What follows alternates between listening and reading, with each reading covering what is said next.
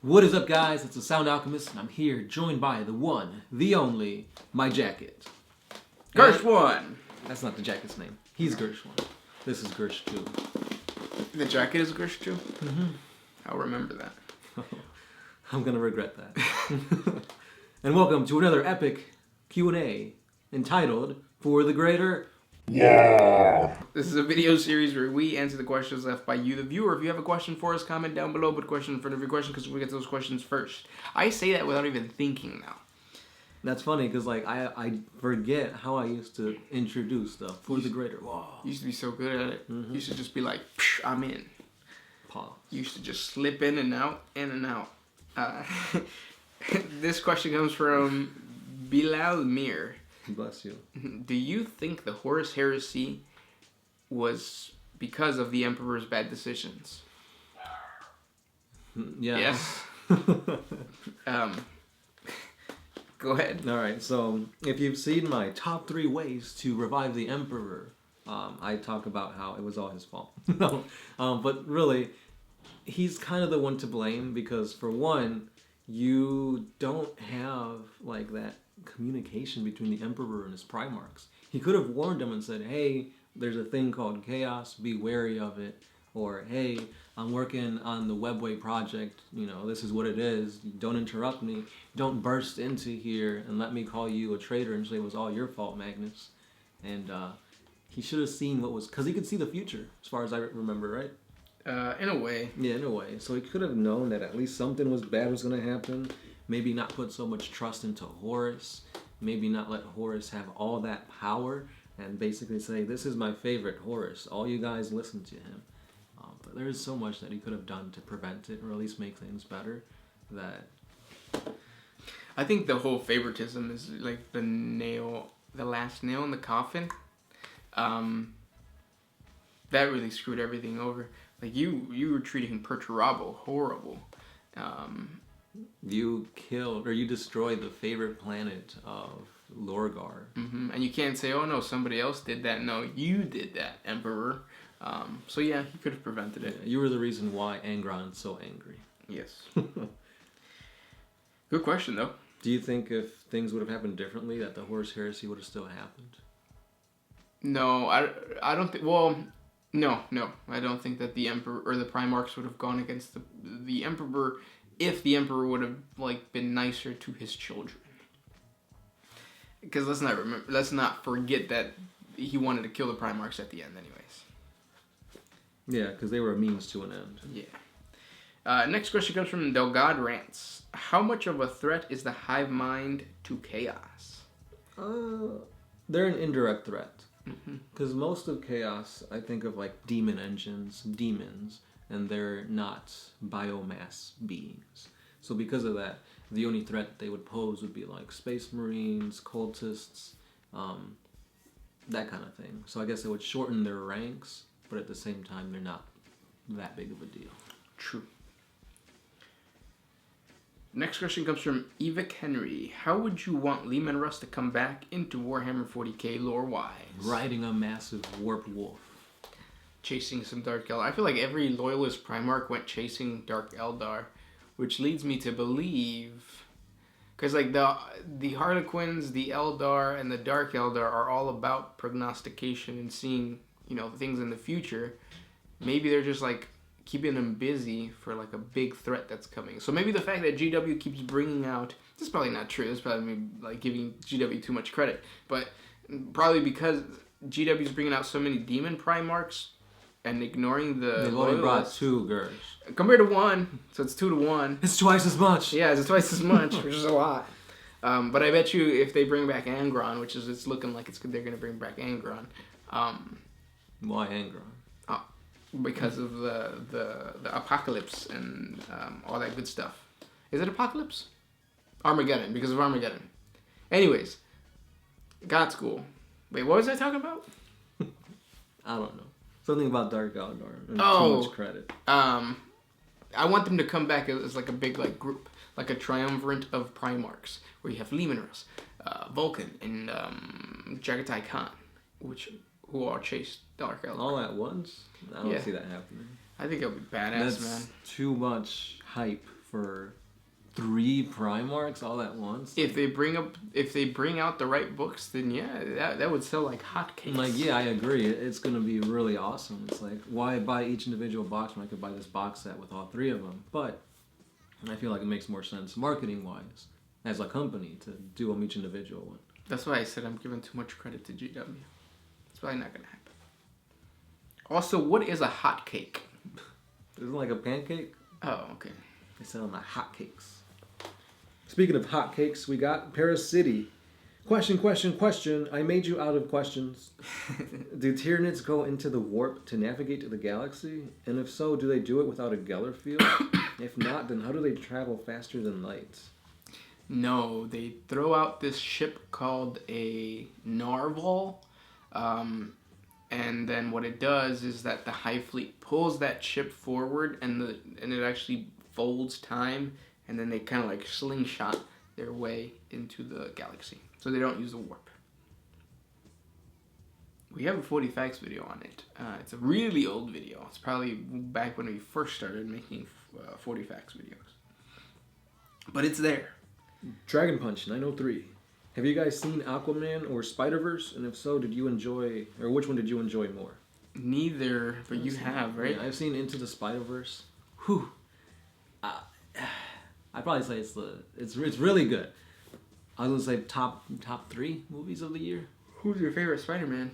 Out of the ones in Spider-Verse, easily the original Spider-Man, like the one that looks like all the other Spider-Man. He's voiced by the guy from New Girl, right? I think so, yeah. Nick. I don't know his real actor's name. I follow him on Instagram though. Oh, cute. But he's So, well, you haven't seen. I haven't seen Aquaman yet. I heard really good things about Aquaman, which is good. I really thought Aquaman was gonna be shit. The trailers made it look horrible. As like a character, like yeah, he punches people hard and he can talk to fish, but as like they're making it more edgy. Like you got Jason Momoa, obviously, so I'll give it a chance. I'll watch it. Yeah, I haven't seen either, and I'm probably not gonna see either. Yeah. You know what I want to see? I want to see that one movie with Steve Carell. And he's like building miniatures. Yeah. The World of Marvin or Marvin Darvin. Yeah. But yeah, if you haven't seen Spider-Verse, watch it. The soundtrack, hands down, is amazing. The effects, the animation is pretty awesome, and the story is really good too. They got Kim Cardi B on there. I think they do. Yeah. Just watch it. It's really good. Trust me. Next question comes from Vane Logan. I'm running a 40K D&D campaign. Any cool ideas I can use? Oh, I have endless ideas. Every single lore video is an idea. Yeah. Literally, you can make to like, because like obviously 40K is all about these like extravagant, huge battles in space, and you got the fate of worlds on the line. But honestly, you could just trim it all the way down to like, oh, I'm a Kroot who lost his way. Oh, look, a warp tunnel. Oh, I'm on a different planet. Hey, can you guys help me? And boom, adventure. Yeah. Now, if you're doing, I'm guessing then D&D, you're using D&D rules, which is going to be difficult for you. Because wouldn't that mean everybody's like kind of like human? a psyker? Or well, not a human necessarily, but like a psyker. Yeah, because they all have magical powers. Well, no, not necessarily, because I think barbarians can't use psychic powers, right? No, well, maybe they can like invigorate themselves or something. You could always twist the rules around. Yeah. No, but it's definitely doable now that I think about it more. Like lizardmen can be Kroot. You could have each individual, like humans, of course, would be humans. What would the Eldars be? Elves? They could be elves, and then they could be like warlocks, sorcerers. Dwarves would be squats. Wizards. Yeah. That actually sounds really badass. A good idea or a good setting to do your little D&D campaign in is in a Space Hulk. Have them go through the Space Hulk, discovering different relics and whatnot. If not, just a regular battleship, because those battleships are continent sized. Well, are they really continent sized? Yeah, That big? Like the biggest that the Imperium has are continent sized. That's crazy, dude. And you can say that they're going through the warp. So then, it's kind of like a scary type of. I've always wanted the D&D campaign that I'm building. There's 2 parts to it, depending on what the team ends up going with. It's They go either, completely different direction. they're probably gonna go somewhere, yeah. But it's either going through like a siege type of battle, or they're going through like a scary like ghosts and ghouls and goblins. But a battleship going through the warp and the Geller field flickers is the perfect setting for you to throw in some crazy like ghouls from D&D and then call them something different for 40K. So that's a good idea right there. Do it. I'm probably never gonna be the DM. It's your idea, though. How can you not be the DM? Well, no, because like to get you guys together on the day, it's a struggle having friends, guys. Well, friends that have jobs and lives. Yeah, that's true. I mean, if you're like in high school, I think that'd be easier. We should have started playing D&D like when we were kids. I always saw it, but like back then it was like, oh, this is playing Dungeons and Dragons, nerds. Just punch them. Yeah. And now it's like, oh, the nerds have taken over. Because it's fun. It's a good way to socialize too. It's better than like sitting at home playing video games. You go to still socialize though, because you can like talk online. That's not the same. I think it really is just trash talking, right? A lot of it is. It's different than sitting there and trying to like morally decide whether to kill, a little companion that you guys have, which is something that you guys ended up having to do, right? Yeah, somewhat. I think that's exciting and fun. So good for you in 40K D&D. Next question comes from the dudes 2552.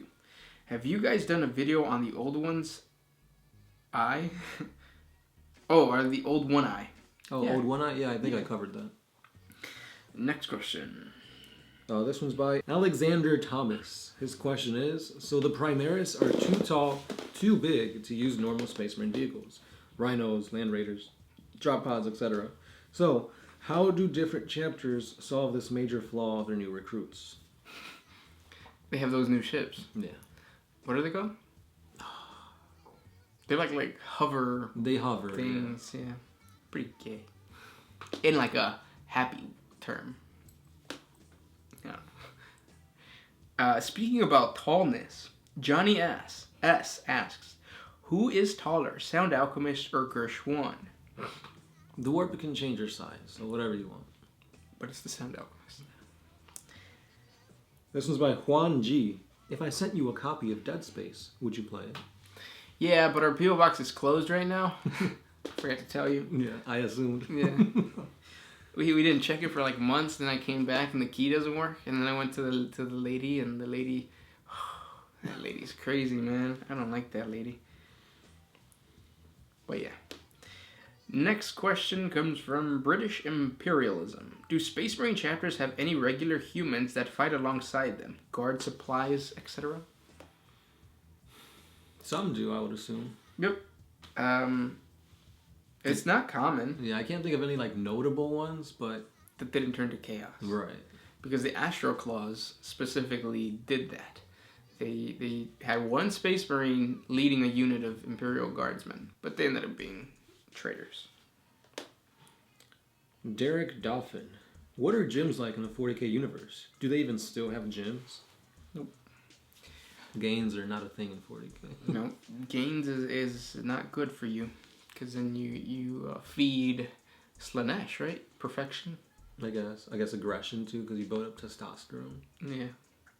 And then last question, Damon Phillips. Are there any man-made planets in the 40K universe?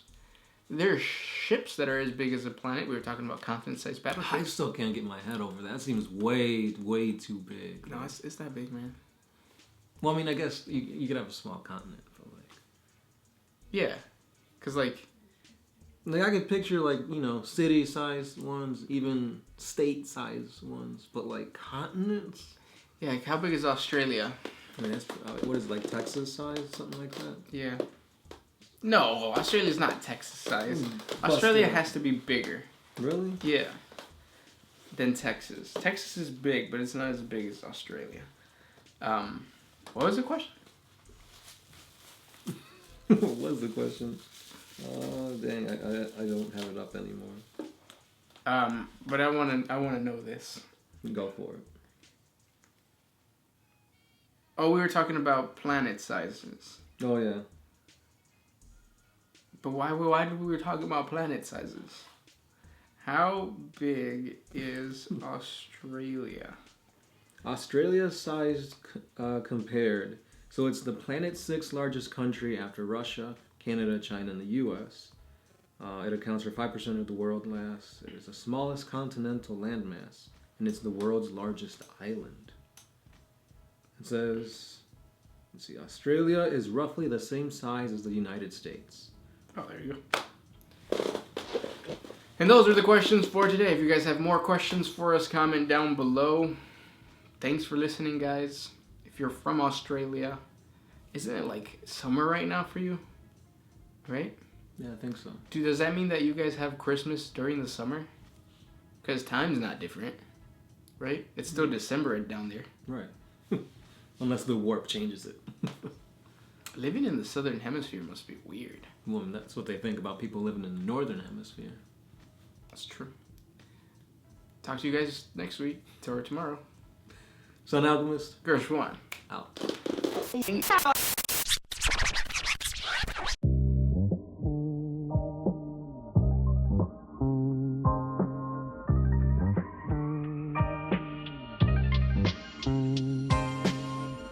Always used to put my freedom first.